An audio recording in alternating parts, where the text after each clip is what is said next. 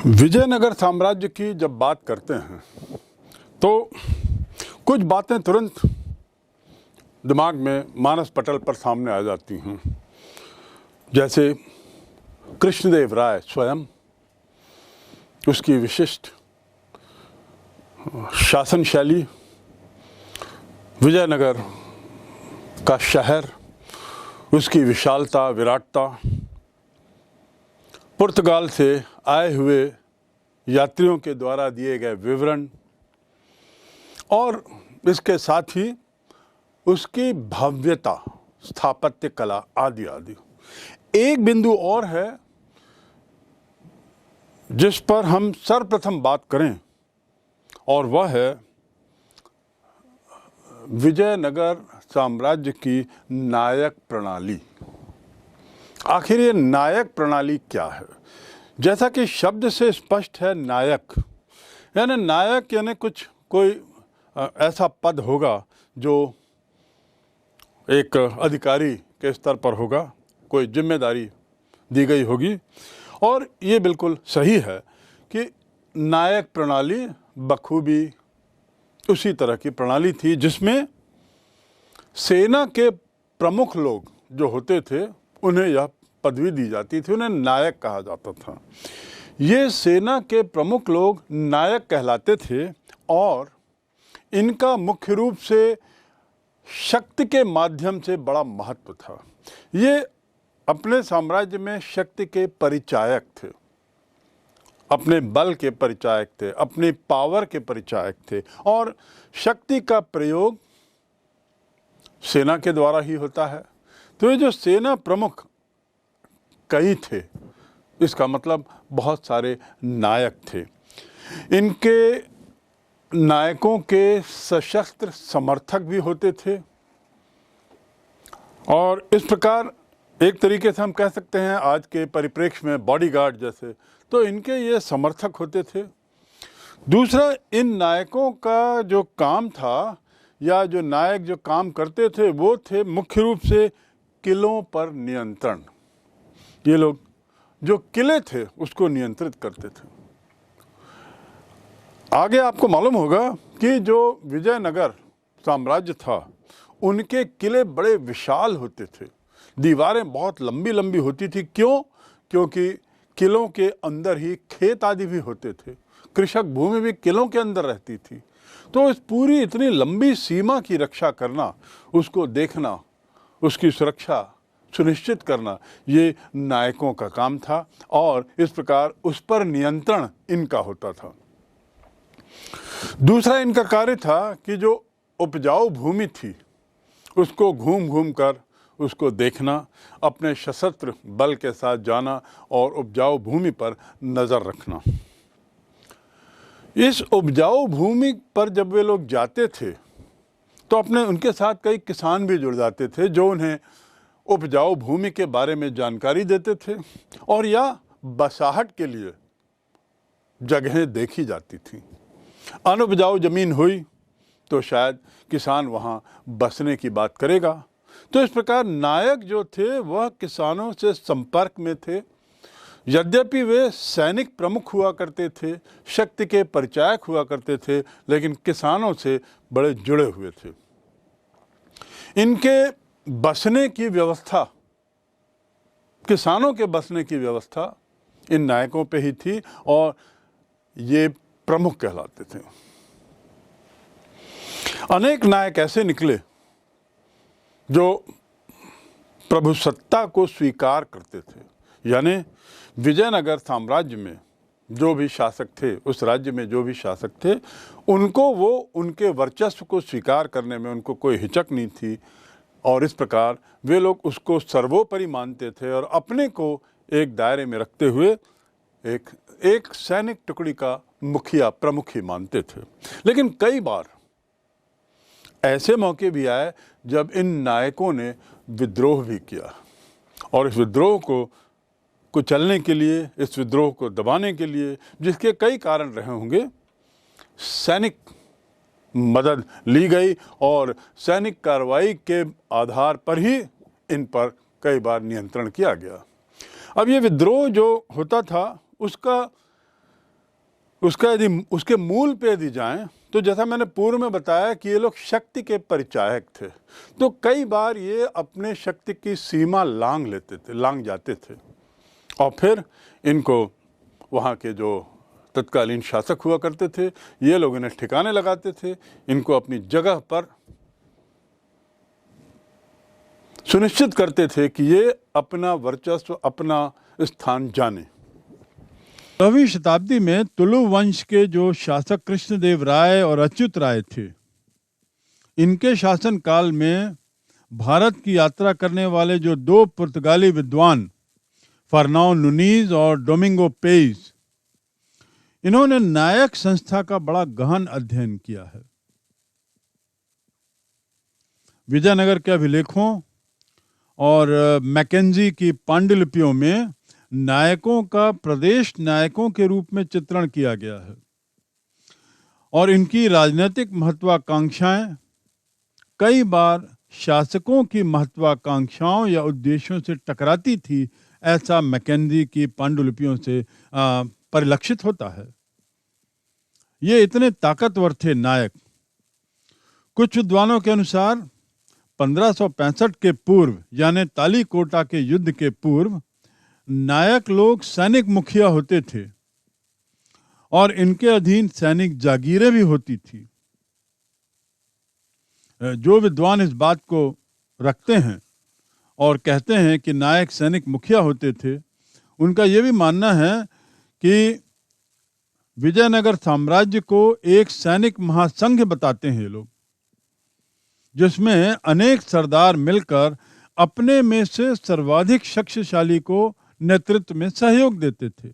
अर्थात ऐसे विद्वानों की नज़र में विजयनगर एक सैनिक महासंघ था जिसमें सैनिकों को नायक कहा जाता था। कुछ इतिहासकारों के अनुसार तो नायक योद्धा होते थे, उन्हें केंद्रीय सरकार द्वारा सैनिक सेवा के बदले एक पद या कर दिया जाता था।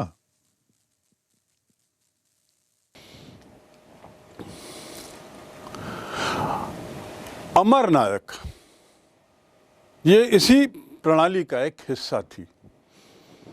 अमर नायक जो थे, ये व्यवस्था यहाँ के राजनीतिक संगठन की विशेषता थी।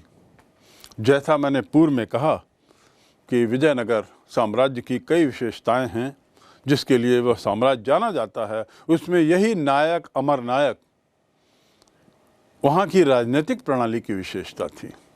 ये जो अमर नायक जो होते थे, ये व्यवस्था राजनीतिक संगठन की विशेषता थी और ऐसा माना जाता है कि उस समय सल्तनत में, दिल्ली में जो सुल्तान लोग शासन कर रहे थे, जिसकी शुरुआत सन 1206 से हुई, उन्होंने जो राजनीतिक व्यवस्था अपनी शासन प्रणाली के लिए अपनाई थी उसे इक्तादारी व्यवस्था कहते हैं। बाद में मुगलों ने उसे ही मनसबदारी व्यवस्था का रूप दिया। तो इन लोगों ने इक्तादारी का रूप जो सल्तनत में दिया था उसे देखा, परखा और उसे ही मोटा मोटा अपनाने का प्रयास किया। तो इस प्रकार हम कह सकते हैं कि अमर नायक राजनीतिक संगठन व्यवस्था ऐसा लगता है मानो वह दिल्ली के सल्तनत के इक्ता व्यवस्था से ले ली गई थी। इसमें ये अधिकारी जो होते थे अमर नायक, इनके लिए एक सुनिश्चित सैनिकों की टुकड़ियां होती थीं, विभिन्न तरह की टुकड़ियां, हाथियों का एक दल, घोड़ों का दल, पैदल सेना के बंदूकधारी भी, आदि आदि। तो इस प्रकार इनकी टुकड़ियां सुनिश्चित थीं और बड़ी टुकड़ी का अमर नायक और बड़ा पद में माना जाता था। दूसरा, भूमि और क्षेत्र जो होता था, पूरा जो विजयनगर का भूमि क्षेत्र आदि था, उसके रख रखाव की व्यवस्था और उसका राजस्व का अधिकार, ये राजस्व का अधिकार अमर नायक का एक महत्वपूर्ण अधिकार था। यानी जो कर कलेक्शन था, कर का जो संचयन था, कर को इकट्ठा करने की जो जिम्मेदारी थी, वह इन अमर नायकों की थी। इनके इस कार्य की एवज में जो ये लोग राजस्व कर इकट्ठा करते थे, राजस्व इकट्ठा करते थे और अन्य कई तरीके के कर इकट्ठा करते थे, उसका वो कुछ हिस्सा अपने पास रखते थे। और किस लिए रखते थे? अपने स्वयं की देखभाल के लिए, अपने स्वयं की परवरिश के लिए, और साथ ही जो सैनिक टुकड़ियाँ इनके मातहत थीं उसके रख रखाव, देखभाल और एक तरीके से उसको चलाने के लिए ये कर का एक हिस्सा उनके पास जाता था। ऐसा माना जाता है, ये जो पुर्तगाल से यात्री लोग जो आए थे, इनके विवरण से ऐसा लगता है मानो पूरे साम्राज्य का लगभग 3/4 हिस्सा इन अमर नायकों के बीच में आवंटित था राजस्व कर लेने के लिए। 3/4 हिस्सा इन अमर नायकों को आवंटित था और ये एक बहुत बड़ा हिस्सा उनके पास था। इसके साथ ही अमर नायक किसान, शिल्पकार, व्यापारी, कारीगर, इन लोगों से भी कर वसूली करते थे। भू भाटक के अलावा, भू राजस्व के अलावा इन लोगों से भी कर एकत्रित करते थे। तो मूल रूप से हम कह सकते हैं कि ये अमर नायक मूल रूप से कर एकत्रित करने वाले सैन्य अधिकारी थे और इनका जो मुख्य दायित्व होता था वह ये कर को इकट्ठा करना, उसका कुछ हिस्सा रख लेना, बाकी राजा को देना। इसके अलावा इनका काम था मंदिरों की स्थापना करना, उसके बाद उपहार देना, तालाब नहर आदि का निर्माण करना और उजाड़ भूमि को उपजाऊ बनाने का कार्य भी इनके मातहत था। तो इस प्रकार ये कहा जा सकता है कि अमर नायक शासन प्रणाली का एक बहुत महत्वपूर्ण अंग थे और सामाजिक कल्याण के क्षेत्र में भी उनका दखल था।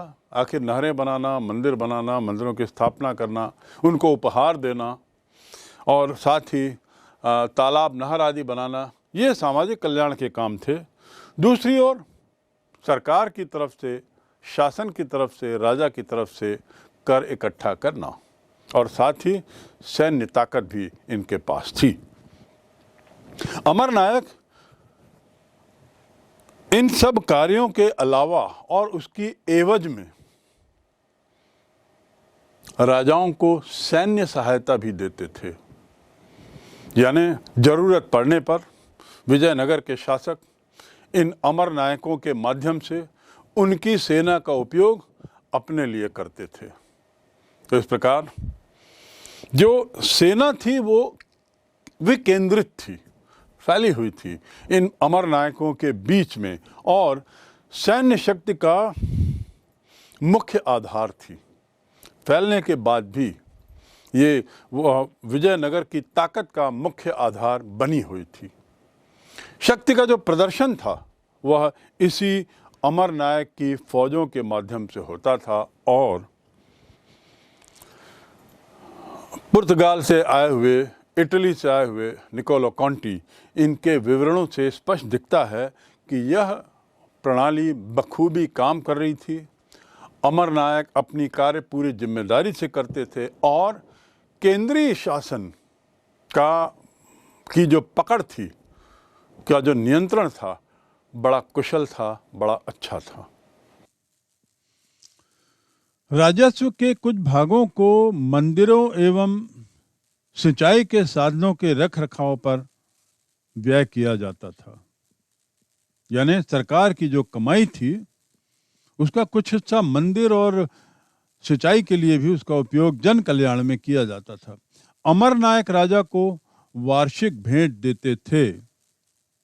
वे राजा के प्रति अपनी स्वामी भक्ति प्रकट करके उनके लिए उपहारों के साथ स्वयं राजकीय दरबार में उपस्थित होते थे।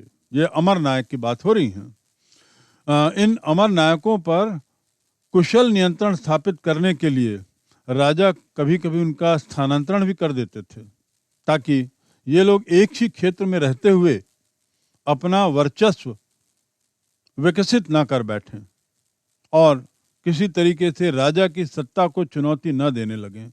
इसीलिए इनके स्थानांतरण भी होते थे। इनमें से अनेक नायकों से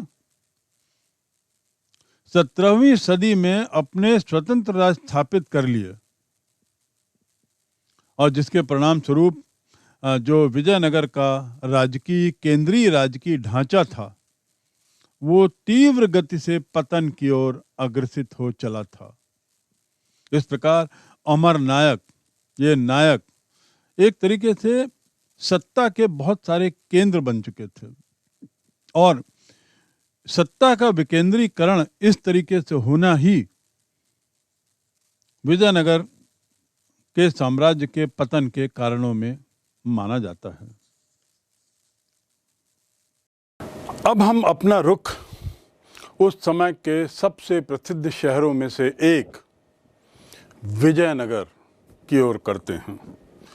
विजयनगर राजधानी तथा उसके परिप्रदेश। इसके तहत हम जानने की कोशिश करेंगे कि विजयनगर किस तरीके से बसाया गया था, उसकी बसाहट कैसी थी, उसका निर्माण कैसा था। सबसे प्रसिद्ध शहर, इसमें कोई दो मत नहीं, क्योंकि एक विशिष्ट भौतिक रूपरेखा और उसके स्थापत्य कला से ये स्पष्ट है कि विजयनगर जो है वह सर्वाधिक प्रसिद्ध शहरों में रहा होगा अपनी स्थापत्य कला के लिए और साथ ही अपनी एक भौतिक रूपरेखा के लिए, एक ढांचे के लिए। इससे बड़ा स्पष्ट परिलक्षित होता है कि यह बड़े योजनाबद्ध तरीके से बनाया गया था। तत्कालीन काल में, समय में इसकी गणना निश्चित रूप से सर्वाधिक शालीन, शानदार शहरों में होती होगी, इसमें कोई दो मत नहीं, क्योंकि इसकी संरचना से जो भौतिक और स्थापत्य विशेषताएं दिखती हैं, ऐसी विशेषताएं उस समय के अन्य शहरों में जो विश्व में प्रसिद्ध थे उसमें ही पाई जाती थीं। पर्वत श्रृंखला के मध्य स्थित चारों तरफ पहाड़ थे। ये पहाड़ एक दूसरे से जुड़े हुए थे या जोड़ दिए गए थे। पहाड़ों की जो श्रृंखला थी उनमें किसी तरह का मार्ग नहीं पहुंचाने के लिए इन्हें एक तरीके से जोड़ दिया गया था और इनके बीच में ये स्थित था। महल, आवास, उसके बाद उपवन, झील इसके आकर्षण का केंद्र था। मंदिर, नहरें और सड़कें, ये अत्यधिक मनमोहक दृश्य दिखते थे और बड़े आकर्षक दिखते थे। इस बात की पुष्टि अब्दुल रज़ाक ने, जो फारस से आया था, जो राजदूत था विजयनगर के दरबार में, उसने तो लिखा है कि मैंने जितना देखा है या जितना सुना है उनमें विजयनगर सर्वश्रेष्ठ शहर है। ऐसा अब्दुल रज़ाक फारस के राजदूत का कहना था। तो यह बात तो स्पष्ट है कि विजयनगर शहर एक बहुत सुनियोजित होते हुए भी बहुत आकर्षित और मनमोहक शहर था। इसकी जो रमणीयता थी, चारों तरफ जो पहाड़ियों से घिरा होने का जो दृश्य था, उसने निश्चित रूप से इन विदेशी यात्रियों का ध्यान अपनी ओर खींचा था।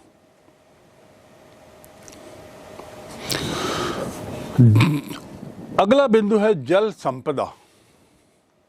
जल संपदा अर्थात उस जगह के पीने की, पानी की या जल की पूर्ति की व्यवस्था कैसे की जाती थी, उसके लिए क्या प्रावधान था। क्या वह एक प्राकृतिक तरीके से ही पानी का संचय और वितरण होता था या उसके लिए कुछ प्रयास भी किए जाते थे, कुछ निर्माण भी किए जाते थे। जब इनका विवरण पढ़ते हैं विजयनगर के आए हुए यात्रियों का, तो उसमें दिखता है कि इसकी एक बहुत महत्वपूर्ण विशेषता थी और वह थी कि तुंगभद्रा नदी जो वहाँ बहती थी, जो बहते हुए उसने एक प्राकृतिक कुंड बना दिया था और इस तुंगभद्रा नदी का प्राकृतिक कुंड विजयनगर का एक मुख्य स्रोत था, पानी का, जल का एक मुख्य स्रोत था।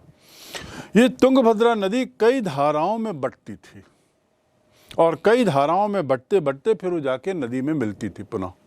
तो इस प्रकार अनेक जलधाराएं यहाँ से निकलती थीं और इन जलधाराओं में जगह जगह बांध बना दिए गए थे पानी को रोकने के लिए।